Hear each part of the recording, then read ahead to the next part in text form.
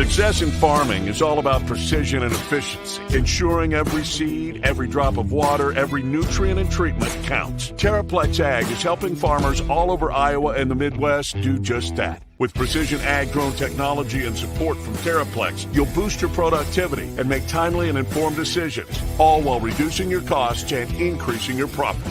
It's time to revolutionize your farming. Harvest the benefits with Terraplex Ag. Visit terraplexag.com. Hello, everyone. It is March 19th, 2024. And that means we are just 2 days away from the madness, baby. I am Adam Pedersen, joined by Jordan Bohannon. And this is another episode of Making Memz, brought to you by order of the Peaky Blinders. With the mustache and the hat, I can't take you serious. All I'm missing is a razor blade in the front bill to take the hat off and whip people's throats with. And I'd be an official Peaky Blinder, just like Seriously, Arthur yeah. Shelley. Seriously. I think I look like a mix of a badass, the big boss man, and someone from the Newsies musical. You look lovely. Thank you. I'm very pale compared to you, but it is what it is. I'll be very tan come about May through September, outside working in all that nice sun and heat all day on the farm. Shirtless season is very, very closely upon us, and I cannot wait. Do you work shirtless? Is that a common farmer thing? I think some farmers, yes. I'd say 75-25. Most keep it on. I'm taking it off every opportunity I get. I'll go some days, 10 hours straight, no shirt on the farm. What's your dad do? Oh, he's one of them old farmers. He wears like a button-up shirt tucked into his jeans. I'll never understand the farmers who tuck in when they're working. I guess it's a thing of the past. It started way back in the day. So uncomfortable, though. I don't like being tucked in even for a nice event. That's what my grandpa, they have a farm of their own, but they just growing up, no matter if it was 100 degrees or 20 degrees, he's wear a long button-up shirt, blue jeans, and boots every single day. Doesn't matter what weather it was. Yep. Dude, when we're cutting hay, when I'm out working ground in the spring for planting, anything in the tractor during the warm time of the month, I'm in gym shorts, flip-flops, no shirt. Yeah. Just out living the dream in the tractor like that. Right. I didn't know if there's like a proper apparel, you guys. Well, if there is, I'm not meeting dress code. There's like their own country club dress code for your guys' farm. Yep. Oh, man, the beauty of self-employment.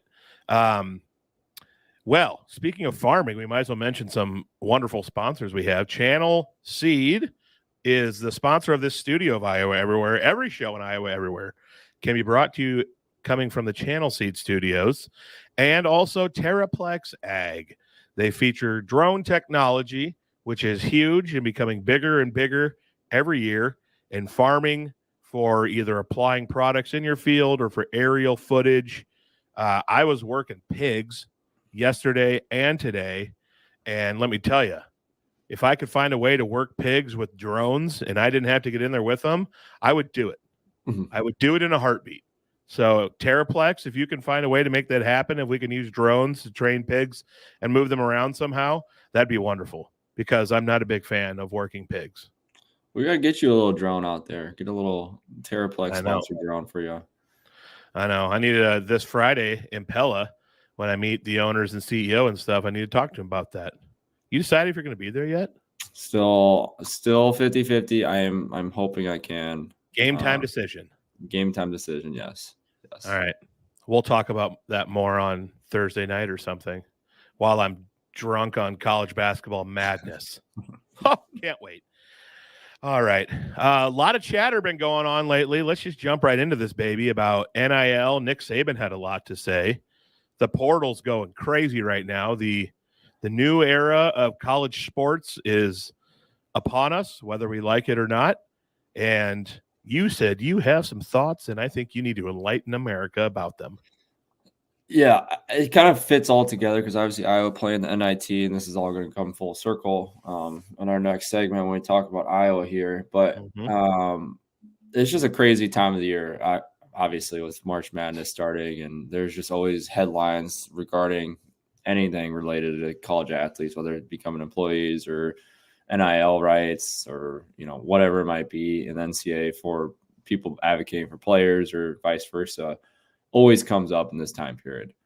I'll kind of start with Nick Saban because I think, there's a video I posted on X I think it was last week about him. They're talking about the state of college athletics, and they brought in, the Cavender twins and Nick Saban, and there's some other athletic directors and coaches.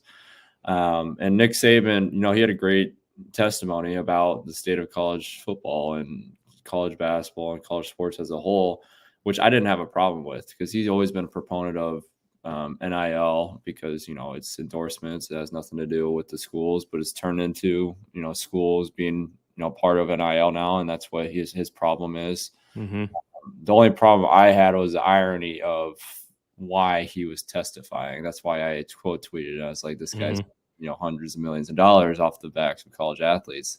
That wasn't against anything he was saying. I was just, talking about how, it's ironic they get a guy like him who is arguably probably one of the most highly paid college, sports coach ever in the history of college athletics and NCAA to talk about the state of college football and college basketball and college sports as a whole.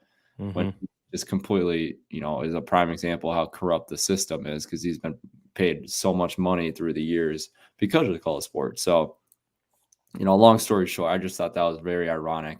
They had him speak on that. You would think they would have actual athletes like that are playing right now that are maybe Dartmouth basketball team that are just unionizing as a team. That might have been, great people to talk to because, they're playing. Nick Saban's retired and, he made all his money.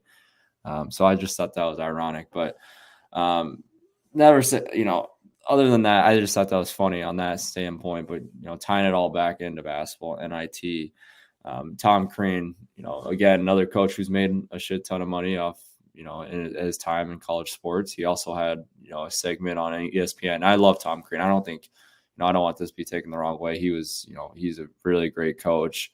I've actually interacted with him a couple of times. He came out to Iowa City when he got fired from Indiana, actually. And he actually spent a couple of days with us and, we got to know each other really well. Great guy. He just went off on, the state of college basketball right now with the transfer portal, NIL, and people not wanting to play in the NIT. And, I've been swinging back and forth. I'm curious to hear your thoughts on this, but, this is such a weird time for college basketball's NIT tournament.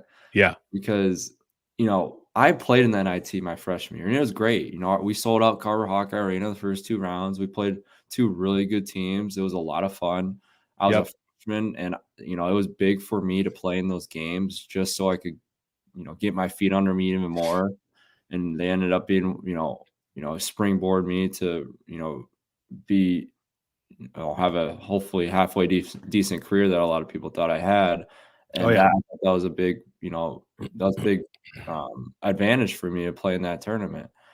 But now I'm seeing it almost, I saw it on the back end. Now I'm like, but I would want to play it if I was a senior. And, I get that aspect, like that's the last time you're ever going to play in the jersey, but do you want it to be playing in the NIT tournament when your whole life was wanting to play in the NCAA? So, I don't know what your thoughts are on that. I just think it's, it's such a weird time for all of it to tie everything back in. But I kind of see both sides of it. You know what I'm saying? Just because of the whole realm of how the environment is right now. Yeah, I think so.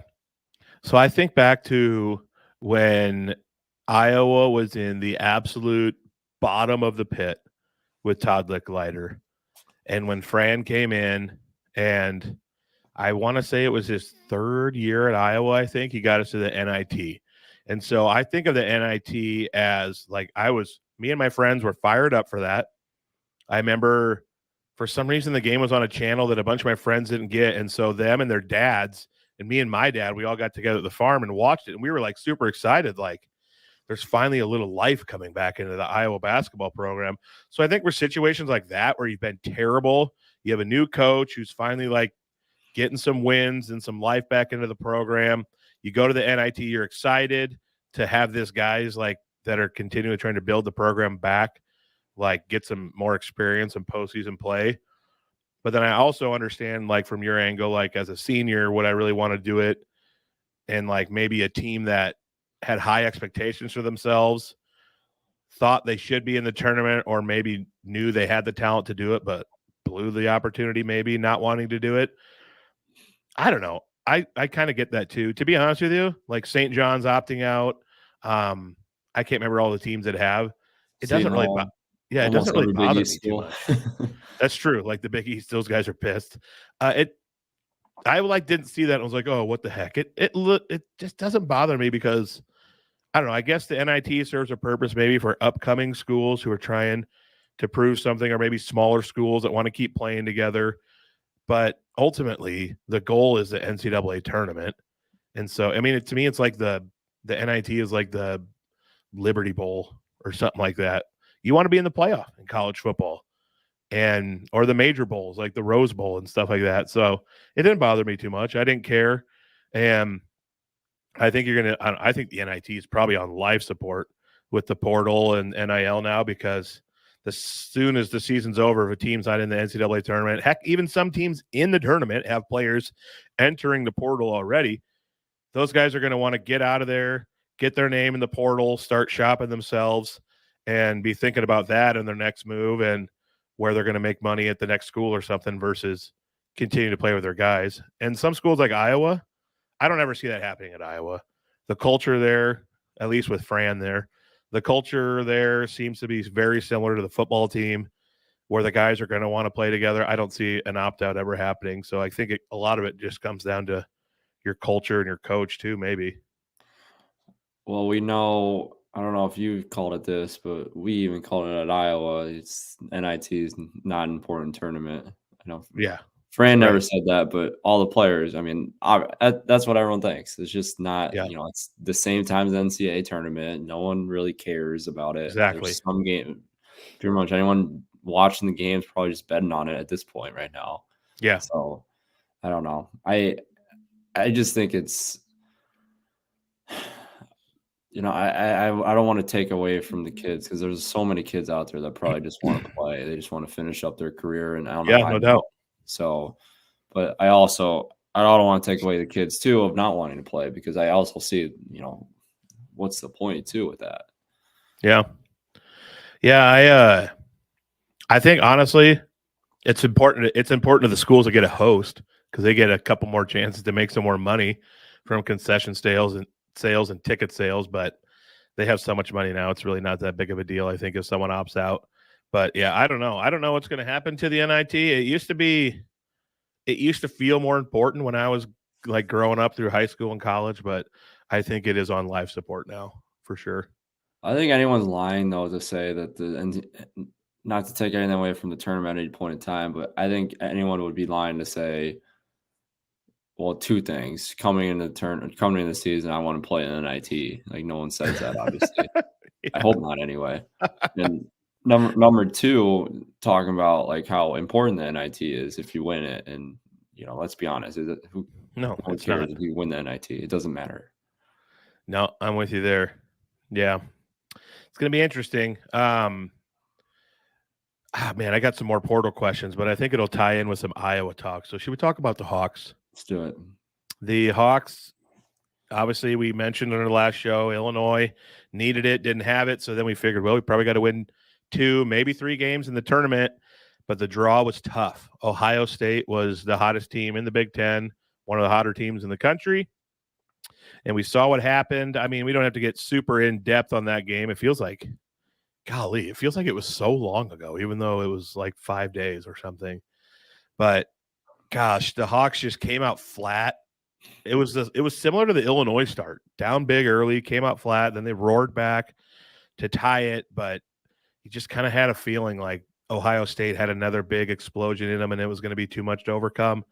And that happened. And I have a lot of thoughts about certain players and maybe what we need in the portal and whatnot, but yeah, I don't know, just wasn't meant to be for the Hawks. Dix didn't have his greatest game. Hawks played rough, and now they are NIT bound.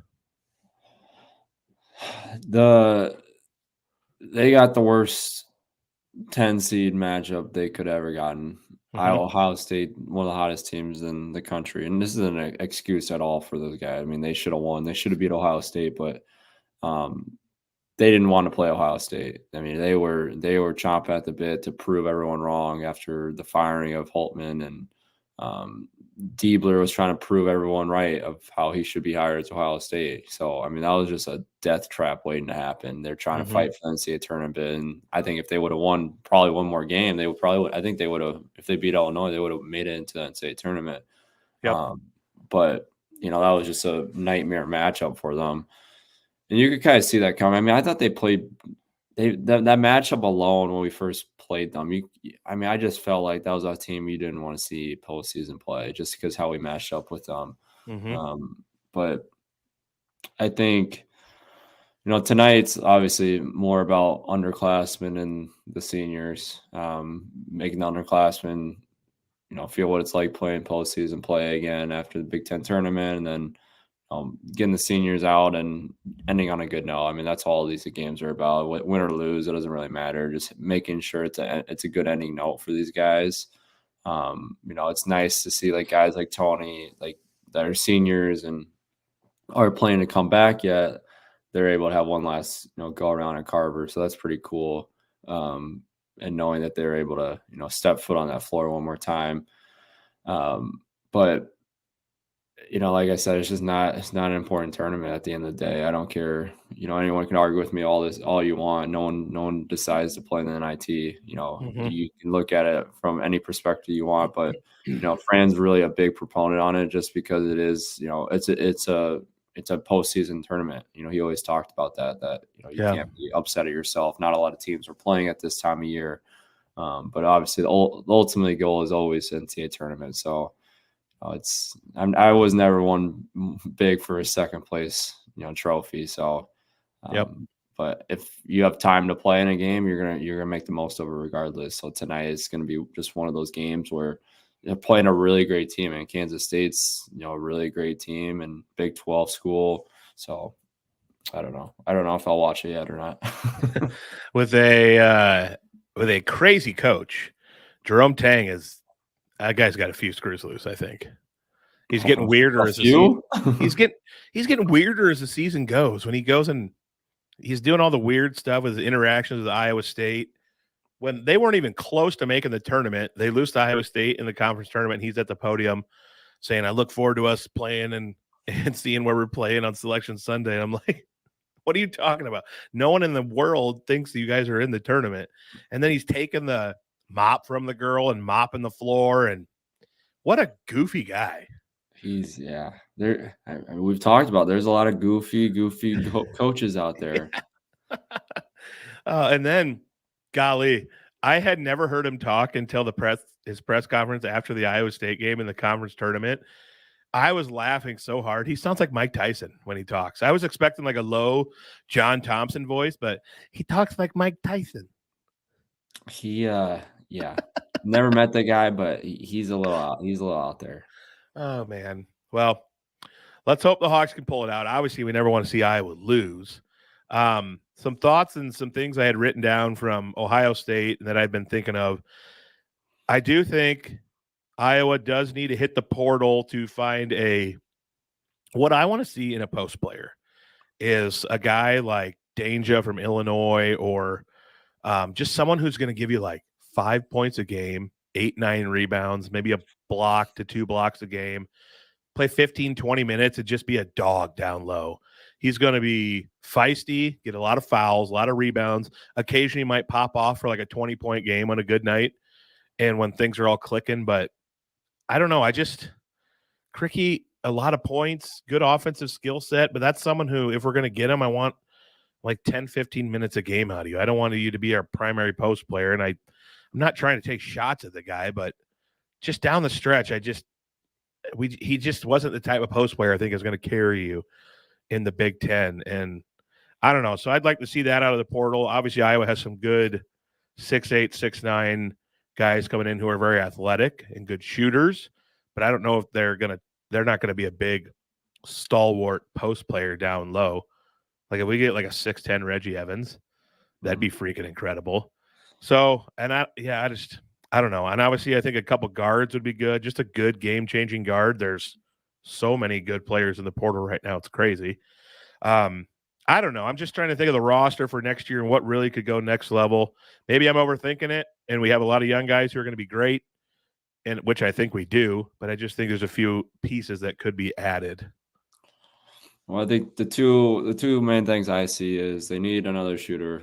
I mean, Payton comes back. There needs to be another shooter along him. He can't be the only guy that's looking for, 3-point opportunities, because he really was this year.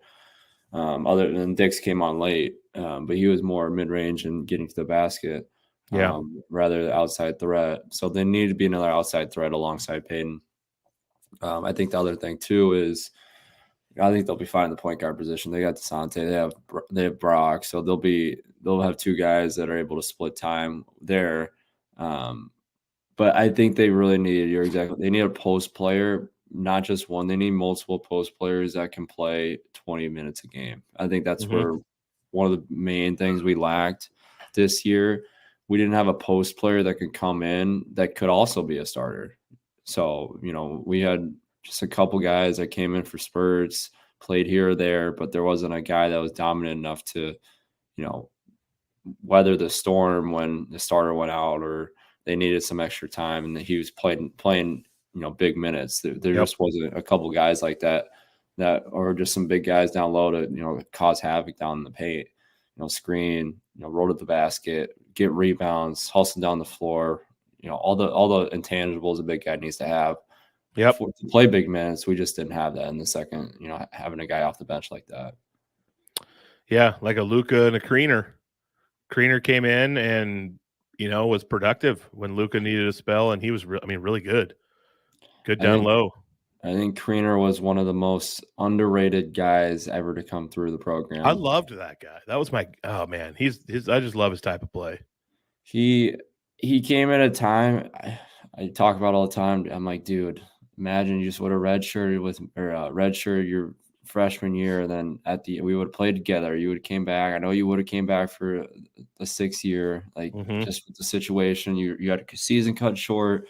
You would have came back. We would have been playing together. We talk about all the time. Like every time we hang out in the summer, like, dude, we literally could have played together our last year.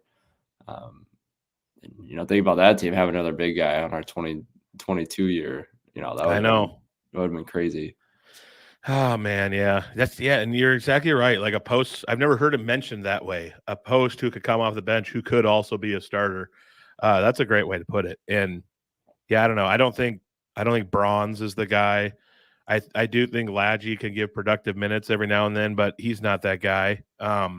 There's a lot in the portal, so we'll see what happens. And with these incoming guys, I mean, maybe one of the incoming guys can bulk up a little bit, JR's son or this Tajo guy, and spell Freeman when he needs a break. But we'll see. I know it's a guards game, but you still have to have the bigs. Look at Jokic and Embiid and all these guys in the NBA. You still have to have the bigs. Well, especially a guy like Owen, he's gonna have to play 30, 35 minutes next year just because of the player he is. He's gonna be an all Big Ten player. Yep. So he needs to play, a lot of minutes. However, when he goes out for foul trouble or he has an off game, there needs to be a guy to pick up the slack, whether it's one or two big guys. Yeah. So, and I think that's what, when Owen went out towards the middle to end of the season, there was no slack to pick up on his end from rebounding or getting points in the paint or screening guys. And I just didn't see that this year. Yep. So there is a guy there's a lot of guys in the portal I've been noticing on X from all the college basketball guys I'm following who are 40% and better from 3-point. One that I would love to have, probably won't happen, but I would love it. Peja Stojakovic's son. Remember Peja? Where's he at? Back in the day? I think he's leaving Stanford, I want to say. He averages like 8-9 a game, shooting like 44% from 3. But I love the NBA pedigree kids. The NBA kids, I swear, they're always just making such smart, good plays on the court, and their teams always go far. I'm thinking back to the Michigan teams with Glenn Robinson Jr. and Tim Hardaway Jr. And now look at New Mexico with Mashburn and Eddie House's kid. There's been so many. And you watch them and they just seem so smart. And it's because obviously they have dads who have worked with them and taught them the game, and they've seen their dads play. And so I would love that. If I was on staff at Iowa, I'd say, Fran, I'm going to go get this guy. Just turn me loose. But who knows what'll happen. I just thought that was kind of cool. And I love the NBA kids. I don't see him coming from Stanford to Iowa. I'm sorry to break your heart over there, but I think I'm not 100% sure. I remember reading it, and it was a red jersey, and I think it was on the West Coast. I think it was Stanford, not 100% sure. Either or, if it's Stanford or anyone on the West Coast, he's not coming to Iowa. Come to Iowa, enjoy this winter season, baby. I mean, it's hard to recruit guys that we talk about all the time who wants to come to Iowa to play. Like, it's hard. It's really hard. Yeah, which is, I'm pumped about the class we have coming. It's just J.R. Koch. I think it is J.R. Koch Jr. I can't remember if that's his name or not. And then it's Chris Tajo. So depending on who returns, what happens if a couple guys in the portal maybe, plus who we're bringing in. I definitely think it's an NCAA tournament or bust season next year with what they're bringing back for the core, and depending if Tony comes back or what he does, but we'll see. I hope Tony comes back. I think he's out, in my opinion. Yeah. Well, the nice thing is that if you can go find some guy, there's a plethora of people in the portal. Yeah. Non-replaceable, though. Never replaceable. That's just very true. Replaceable. Let me ask you something. The timing of the portal. I hate it in college football, and I'm not a big fan of it in basketball. Why can't it just open the day after the season ends? Like, for college football, that's going to have your guys playing in bowl games and not opting out of all these bowl games.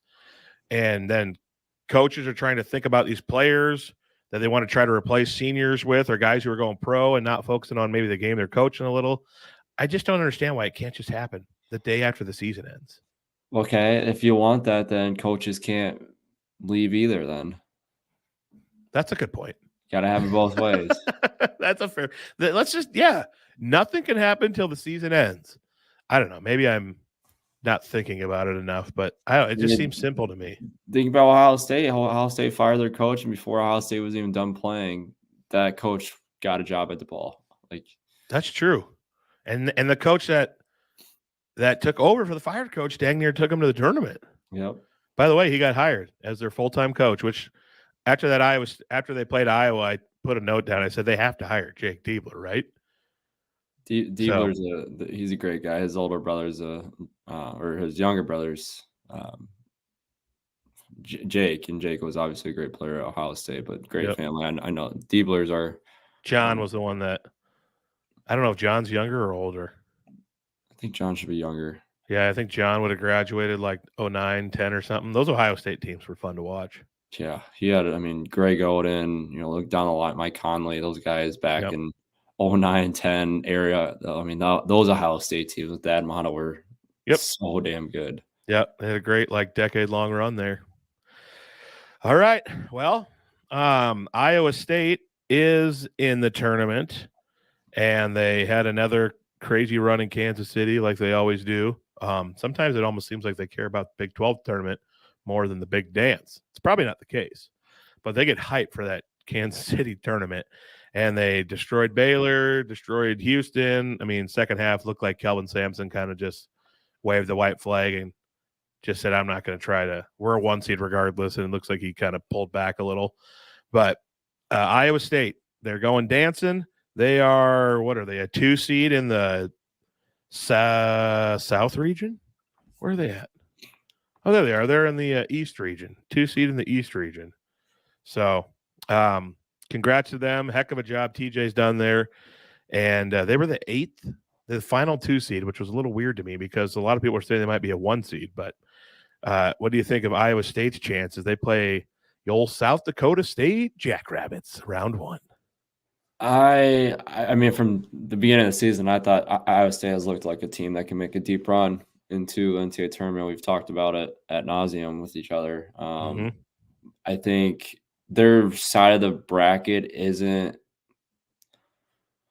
you can never say this shit because there's just it's all about matchups and who comes to play the game. So it doesn't really matter. You just have to be the best team for 40 minutes. That's all that matters. But if we're looking just paper to paper, bracket to bracket, side to side, region to region, I think they have a very reasonable way to get to the Final Four. Auburn and UConn have to play each other, and Auburn's a really damn good team. UConn's a really damn good team, so they got to play each other. Really, the only team, South Dakota State. This is what I'll say. There's just so many storylines in this region here where they're at. They're playing South Dakota State with a team that has more Iowa starters than Iowa State themselves, which when that means something, that means there's going to be, some bad blood during the game. They're going to do everything they can to pull off that upset against an Iowa school, because a lot of those guys probably didn't get recruited by an Iowa State school. So there's that standpoint. And also Drake right there standing next to them. I would imagine Drake will, take care of Washington State. Washington State's a really great team, but we're looking at a potential Iowa State Drake matchup in Omaha. So in the round of 32, it's just crazy. So exciting. I'm going to be there in person. As long as the weather cooperates. This weather outlook can freaking kiss my butt. Not happy about it. But also TJ coached at South Dakota State. South Dakota State's coached with him. So many great storylines. I will be, and another coach for South Dakota, by the way, South Dakota State. Former longtime assistant coach at Buena Vista University in Storm Lake, Rob Klinkafis, was an assistant there when they had their big-time run where they were winning the conference every year and going to the national tournament. I think he's been at South Dakota State now, I want to say, for over a decade. He's been there a long time. So that's kind of cool. Some of my buddies know him well, played for him there, so that's kind of cool that I think they're definitely rooting for him. They're Hawkeye fans, so that probably helps. But I will be rocking a South Dakota State Jackrabbit shirt at this game, along with my best friend, who's a big South Dakota State fan, works in Brookings. Him and his family love the university. They go to games and everything like that. So he's picking me up a shirt at the library there on campus, and I told him I'll rock with the Jackrabbits with him. So apologies to all my Iowa State friends who will be there and probably be pissed at me, but that's the way it goes. I'm not rooting for Iowa State. I would imagine there's going to be obviously Iowa State fans are going to be all over this region, but I would imagine South Dakota State is going to show out for their team, obviously. And I would also imagine Drake to be cheering their ass off for South Dakota State as well. And that's what makes the NCAA tournament so great. You get these little matchups. Glorious. There's just teams cheering against each other and not even playing against each other. Glorious. Let's talk about the bracket a little while. I got mine filled out in front of me. I don't know if you had a chance to fill one out or you had any thoughts about it. People probably think that I was drunk when I filled mine out. Were you? New. Stone cold sober, hyped on coffee, actually, while I filled it out. The East region, since we've been talking about it, I do think that Drake gets by Washington State and sets up Iowa State second round. And I am not saying this because I am a Hawkeye fan. I truly think Drake is going to beat them and move on. I think DeVries, Tucker, I think he'll be the best player on the floor. Their big guy will be able to, go mano-a-mano with Robert Jones and Hassan Ward down low. Plus, he can step out and shoot. He's very athletic, and he's soft with the ball. Great passer if they collapse on him to kick out for Drake's three-point shooters. And Tucker's a little bit of a do-it-all, can shoot, drive. He's kind of a big wing. And I do think that it's one – I don't know. I just feel like I have Drake in the Elite Eight, by the way, also beating Iowa State and then beating Illinois. So it's not like I'm just rooting against Iowa State. I truly do believe in Drake. Illinois – again, this side of the bracket is just so weird. We got the Florida Atlantic. I'll come back to the bottom here in a second. But Florida Atlantic, Northwestern, that's a really bizarre matchup, 8-9, where Florida Atlantic, I didn't think they were going to get in the tournament. They shouldn't have. Which blows my mind that like a Pittsburgh didn't make it or Indiana State didn't make it. I think they're well deserving more than a Florida Atlantic. But NCAA likes their storylines. I think they wanted the Final Four team back this year. But Northwestern down guys. Like I see Florida Atlantic got another gift in the first round. They're playing a Northwestern team that's down a lot of guys. Yep. So 3 injuries. Yeah, it's just crazy how lucky they got again with another matchup. So just like they did last year. And obviously UConn's a beast, so I don't see them going past them. But going down the line to Illinois, Illinois is such a weird team in my opinion because they look like a Final Four team in the first half. In the second half, they look like nothing like what they did in the first half. Yeah. And when they played Iowa is a perfect example. They looked incredible in the first half. Mm-hmm. Terrence Shannon, I think, is probably the best player overall in the tournament, other than what's the guy at Tennessee? The guy at Tennessee is a Dalton stud. Connect. Yep, he's a stud. But I think the bottom half of this East region is going to be the where I look at it making the run, whether it's Iowa State or a Drake or a South Dakota State, just because of the unknown of like an Illinois as a 3 seed. They're just so up and down. If we have the team that we've seen Illinois can be, they're going to be a Final Four team. I have no doubt in my mind. And I would be, I would hate to be matched up with them if they're playing like they do. But, their defense is, going like if we're looking at Illinois Iowa State matchup, are they going to score the ball like they have been? Is Terrence Shannon going to be shut down? Is Iowa State going to be the team that they've been showing they can be on the defensive end? Mm-hmm. And obviously everything is, hindsight 2020 right now, but I don't know. I just think this bottom half of this East region, you could really see a team make a run. Yep. And the reason that I went with Drake is their shooting, and the number one reason though that I picked them to beat Iowa State and to beat Illinois also is they are number, I think, 2 in the country at keeping teams off the offensive glass. Iowa State thrives on O boards. Illinois loves to crash the board. So if Drake takes care of rebounding like they have all season, man, they're going to be a tough team to beat. So we'll see. I have Northwestern with Boo Buie as good as he is. FAU brings back all those guards from that Final Four team. I do think they just have too much. It would be hilarious if FAU wins, and I think they have a guy who's like 7'2". If he somehow just has the game of his life against Klingon and they beat UConn, that would just be nuts. I don't think that 8-9 seed is touching UConn. I think UConn is going to kill either of those teams. Yeah. And then my drunkenness, I have Auburn beating UConn. I don't think it was a bad pick at all. Yeah, it's something about Bruce Pearl, and Auburn has Janai Brune, who's a stud, one of the best players in the tournament. They have Holloway, a freshman point guard who was a McDonald's All-American who can stroke it from 3. They have good athletes. They crash the boards. They're intense. I don't know. It's so hard for a team to repeat, and I don't think UConn feels pressure, but everyone's thinking that you are a lock to go to the Final Four or the title game. And I don't know, just a lot of times when that happens, like if they don't make it to the Elite Eight or they don't even make it to, sometimes the second round, which I think they will pretty easily. But I don't know. I have Auburn beating them, and I have Auburn in the Final Four beating Drake. I don't dislike that pick because they're athletic as crap. Mm-hmm. Anyone watch them in their conference tournament, they look damn good to win the conference title. But again, another team that's they played in a conference. SEC is arguably was one of the best conferences this year, behind Big 12. So they've played these really great teams already. I see them matching up really great against UConn.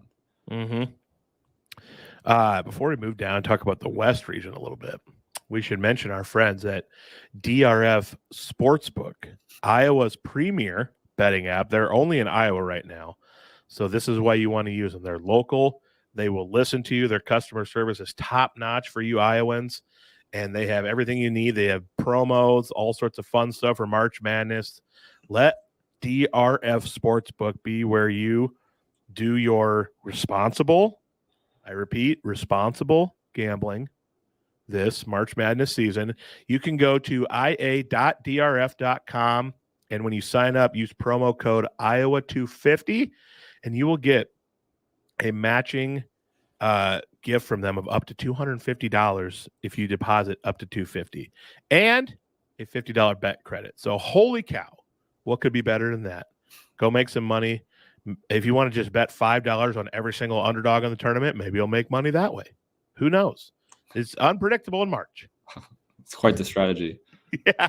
So use our friends at DRF. And why did I bring them up? Because while we're talking about DRF, we have our little contest picking our underdogs. Mine was Michigan State that we talked about last week. And I'm just going to say it. I got Michigan State in the title game. Why am I not surprised? I got to ride with my underdog. And I just love their matchups. I truly love their matchups because UNC, if Baycott or Davis is off, it's game over. I love Michigan State's trio of guards and their athletic wings they have, and then Sissoko down low. And then if they would play Grand Canyon or Charleston, almost always the team that is known as the defensive team, when they play a high-flying, high-scoring team, it's like 80% that the defensive team usually pulls it out.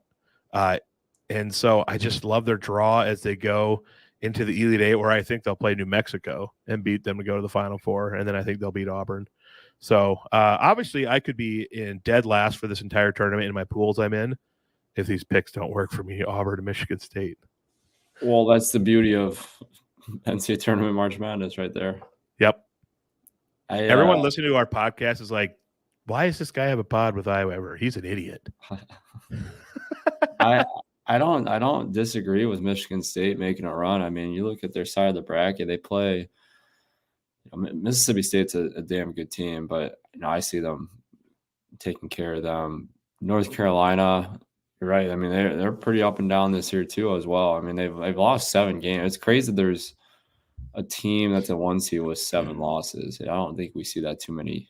Wild season. Yeah. That's why I believe in some of these lower seeds this year. It's been the season of chaos. I mean, you just look at everyone's record. There's so many teams with 7, 8, 9, 10, 11 losses across the board. A lot of teams with 12 plus. Just a weird year. Yeah, nightmare. And I think what's going to be in the heads of these North Carolina players, they've been to a Final Four title game, a lot of them, but that is a nightmare matchup because there's so much talent on that Michigan State team. And they have 14 losses. They've struggled this year, but I just think that's going to be in the heads of North Carolina. And they're going to feel a little pressure in that second round. And that's why I think in first game of the tournament, Thursday, 11:15, I'm going to find out my fate very quickly in March Madness. Yeah, I mean, you don't want to play Michigan State the second round NCAA tournament. That's just a North Carolina got kind of hosed on that. That's what I think. Tough draw. So we'll see. And then New Mexico. I got New Mexico Elite 8 because they're the NBA kids. They're so smart. I watched them in the Mountain West tournament, and I watched them late nights in the regular season sometimes. Mashburn and Eddie House's kid, Jalen House, man, they are smart, athletic, and they can flat out shoot the basketball. Look, potential 12-5 upset. We always hear the 12s upsetting the 5s. I know what that feels like. Oh boy, tough way to go out. Yeah, F Richmond forever. But I digress. I see Grand Canyon knocking off St. Mary's. St. Mary's is a really good team, but Grand Canyon, their coach Drew is a phenomenal coach. We played them first round in the COVID year. They're really, really disciplined, play the right way. Their fans are going to travel like crazy. I promise you, Grand Canyon is going to have a crazy amount of students at that Spokane site for that Grand Canyon St. Mary's game. Yeah. And Grand Canyon has a lot of P5 transfers on their team. And so, and I think Drew, Coach Drew's a great guy. 12 seeds last year went 0-4. That's why I do think this is the year of the 12 seed. I have 3 12 seeds winning first round. Regression to the mean. Yeah, right? Like it's just the most common upset. And It's 4-0 for 5 seeds last year. That's not happening this year. No way. Realistically, I see Grand Canyon knocking them off and heading to the South region. You know, my boys JMU.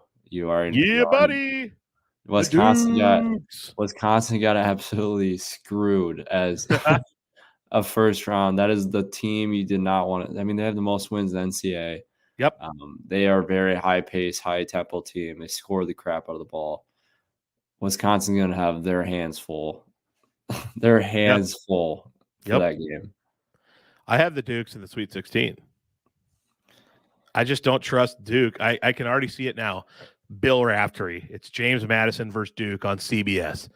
Bill Raftery is saying, and the Dukes have beat the Dukes, and they're moving on. That would be a little creepy if I heard that. Yeah.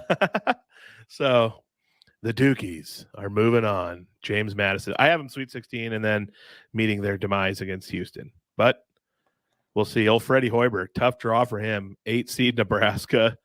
And a lot of people thought maybe 6 or 7, and they have to face Houston second round if they get by Texas A&M. The Trev Alberts Bowl. Have you seen all that stuff going down with him? Yeah. They have Nebraska men and women both playing Texas A&M first round. Yeah, that can't be a coincidence. No, it's not. They knew what they were doing.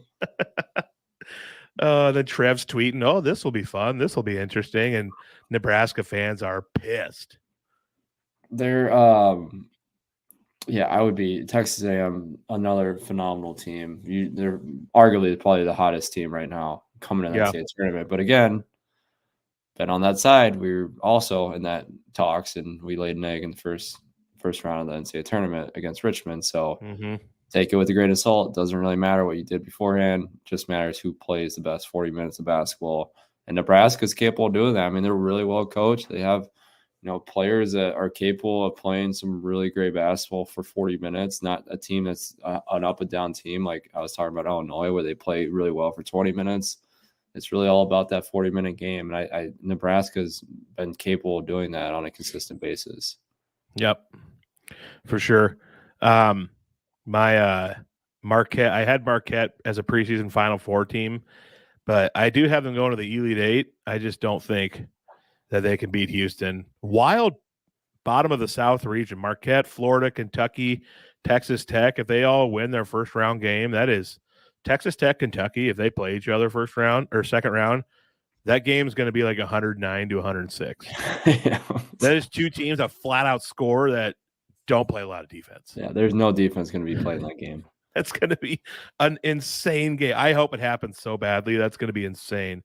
And, I mean, Kentucky could easily go to the Final Four title game. They have so many dudes on their team. They don't play defense, and I think it's going to trip them up eventually. I don't think they're going to get by Marquette, and then I think Marquette's going to lose to Houston in the Elite Eight of the South region. I'm kind of getting the hint of there's going to be a blue blood heavy Final Four this year. Think so? Yeah. Well, time will tell. Does Michigan State count as a blue blood? Yeah. Probably not. Do they? All right. Yeah, absolutely. What, 7 Final Fours in the last 20-some years? Yeah, they're absolutely national title.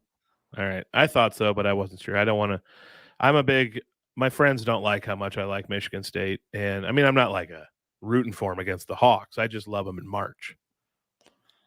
Well, it's usually how these seasons go, and there's just a crazy – I mean, last year was it was pretty crazy how the seedings all matched up. But this year, I just feel like this is going to be playing to the Blue Bloods' hand, however, all these matchups. I mean, Arizona, I see Arizona making a run too. I mean, Arizona's arguably one of the best teams in this tournament. Tennessee's arguably one of the best teams in the tournament in the Midwest region. So Midwest region is, dude, I hate to say soft. It's not soft. It's not soft by any means. I'm saying probably the hardest side of the bracket. It is so unpredictable. Yeah. The Midwest is like the most inconsistently balanced region. All these teams have lost so many games they shouldn't. I'm absolutely devastated that Creighton and Tennessee might play each other in the Sweet 16. That's a match I'd love to see in like an Elite Eight or a Final Four, because I love Dalton Connect, but I also have, by the way, I have Creighton as my national champ. That could be a terrible pick, but time will tell. My preseason Final Four was Creighton, Marquette, Michigan State, and Kansas, I think.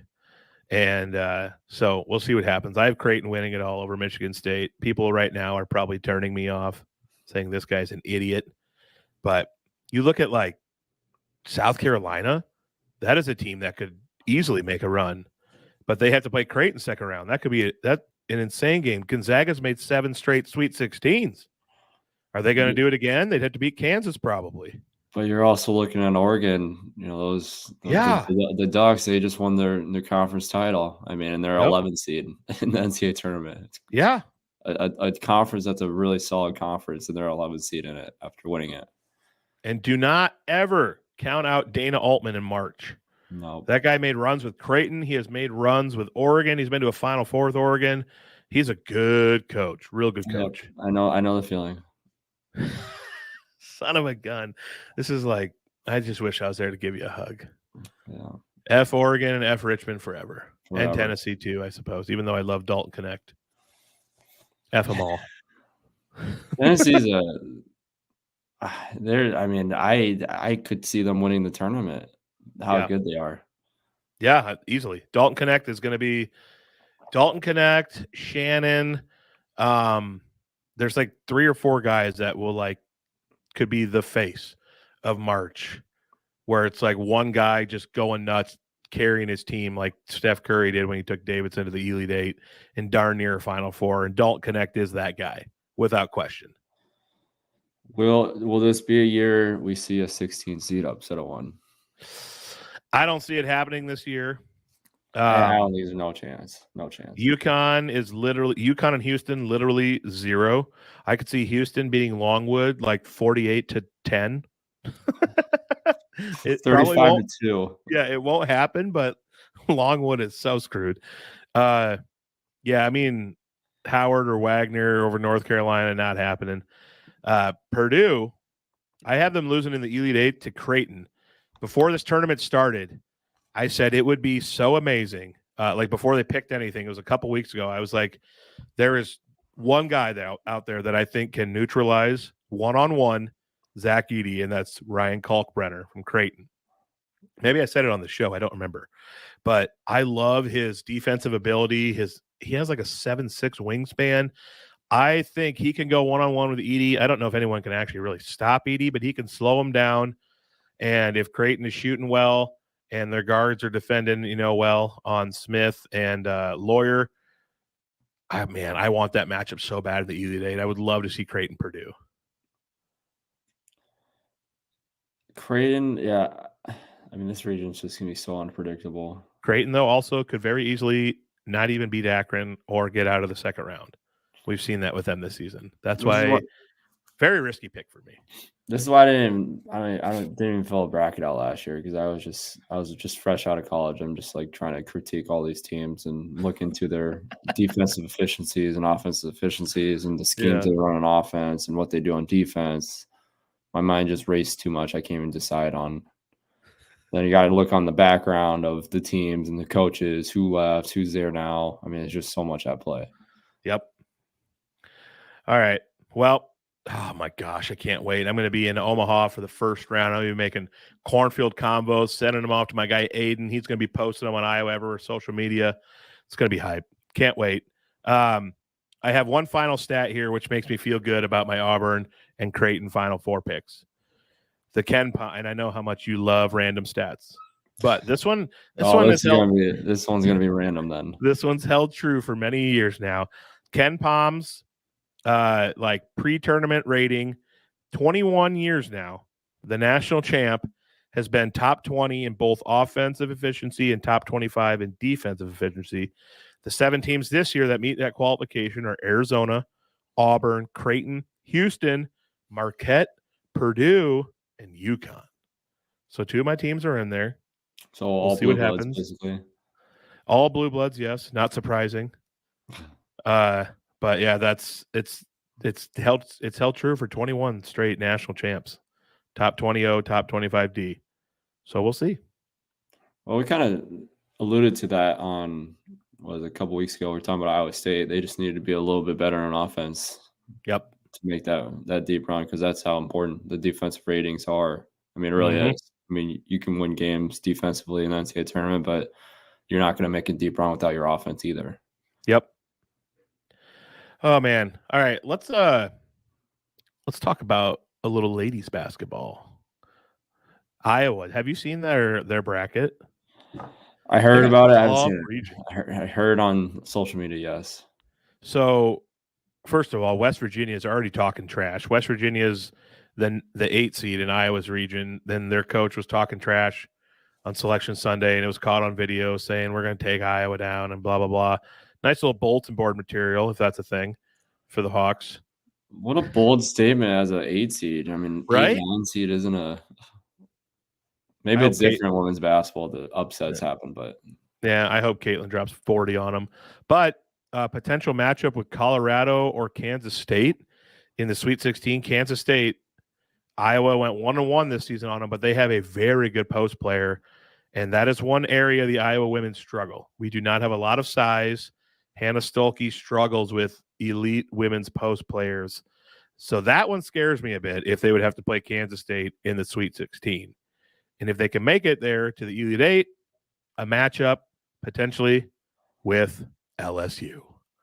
they did that. They definitely did that on purpose. Yeah. I want to see that so bad. I want to see them win, and I want to see Lisa Bluter frickin' stone cold stunner Ken Mulkey right on the court. You know what I think happened in the NCAA tournament committee for making this bracket? Before they even put any seeds down for anyone else, they said Iowa's going to be 1 seed, LSU is going to be the 3 seed, right? Yep. And Yep. they're going to play in the same region. And then they worked the bracket around that. And then they just saw dollar signs, because that game, if it happens, will do some serious numbers. Yeah. I mean, they knew what they were doing. Yep. You can't tell me the term is not fixed. They do this shit for a living, guys. Come on. Yeah. They do this shit for a living. It's all about matchups. So let's hope. Oh man, that is a juggernaut. LSU. So the former national champs who brought basically everyone back as a 3 seed. I don't like that, but I hope Iowa gets a crack at it. I do want to see it. I'll be upset if we lose to them, but man, do I want to see that matchup. And I want to see Caitlin go out on top with a title, and Gabby and Kate and all them. That would be freaking epic. So we'll see if it happens or not. That'd be awesome. I mean, they honestly deserve it for the what they've been able to do for the state of Iowa. I mean, it's just it's mind blowing. I don't think people are gonna correctly comprehend it until years down the road of what actually happened with this program the last couple of years. By the way, your brother, Mr. Matthew Bohannon, was on the court and is part of the only ever half-court buzzer beater in NCAA tournament history when Paul Jesperson hit that shot. I saw that the other day. That's the only half-court buzzer beater? Only half-court buzzer beater in NCAA tournament history. They've all been deep 3s or 2s or stuff. Wow. Yeah. Wild. Jesperson buries it, and Matt's under the hoop, loses his freaking mind. The whole team's celebrating with Jesperson like in a dog pile, and Matt's like at the scorer's table just screaming at the stand, fist pumping his hands. You can see it. It's hilarious. He's got his brace on his right hand from when he hurt his hand, and it's hilarious. That was such an epic moment. Man, gosh, that was awesome. I love that so much. Yeah, I was there. That was the most fun I've ever had at a basketball game. Oh, man, I can't imagine. It was in Oklahoma City, too. Oklahoma City was awesome. Love it. You got big plans for the tournament? You gonna get together with family, friends, and watch, or just hang out at home? Nope. I need to figure that out. Good question. We'll try to watch some of the games. Yeah. Well, I'm gonna watch some of the sad games. while watching. I'm gonna watch some of the games. The only problem is I haven't done any sports betting this entire year on college basketball or anything. So do I decide to Get crazy. Do it. We'll see. I can send you my favorite picks every day, and then you can lose money. No, I'm not. I won't go off your picks. Oh man, I can't wait. I can't wait to be in Omaha watching the games. It's going to be phenomenal. Hopefully a lot of you listening will come to Terraplex's opening on Friday. I'd love to meet you there in person. and give you a handshake and tell you thank you for supporting Terraplex and Iowa everywhere. It's just the best time of year, Jordan. I hope you don't get sad during this time of year thinking about losses and stuff. I hope you enjoy it. I do get sad. All right. Well, you got a big old hug coming your way next time I see you. I don't need a pity hug, but it's just anyone that's ever played an NCAA tournament knows what I'm feeling. Yeah. Ask anyone on Iowa that's ever played in it; they'll say the same stuff. It's just a bittersweet time of the year because one, you're not playing in it. It's not that when you play in an NCAA tournament environment, nothing will ever be. Watching will never top it. Nope, no matter what. Very, very few people understand it the way you do, and have ever gotten to experience that. And that's why we should, us know-it-alls on the couch, to sometimes listen to people who've actually been in it. Well, I haven't made a deep run, so I don't know the entirety of it. I have experienced it firsthand. My brothers made deep runs. Brother made the Final Four. I was first row watching it, cheering them on. Oh man. All right. Well, thank you everyone for listening and supporting Iowa everywhere. Buy tickets and go see awesome shows at the Iowa Event Center. If a lot of you who listen to this are in Omaha and you happen to see a large, thick boy with a mustache and think it might be me, come up and say hi. I'd love to meet a listener if you're there. It's going to be a bunch of Cyclone fans. I don't know how many of them listen to this show, but there's got to be a handful at least. Squeeze those cheeks of yours. Say hi. Yes. Squeeze them, and high five me, and then walk away and release the pressure. I like it. All right. We love you all. Thanks for listening and supporting everyone who supports us. Happy first week in a March Madness. We'll see you on Tuesday to talk about the main.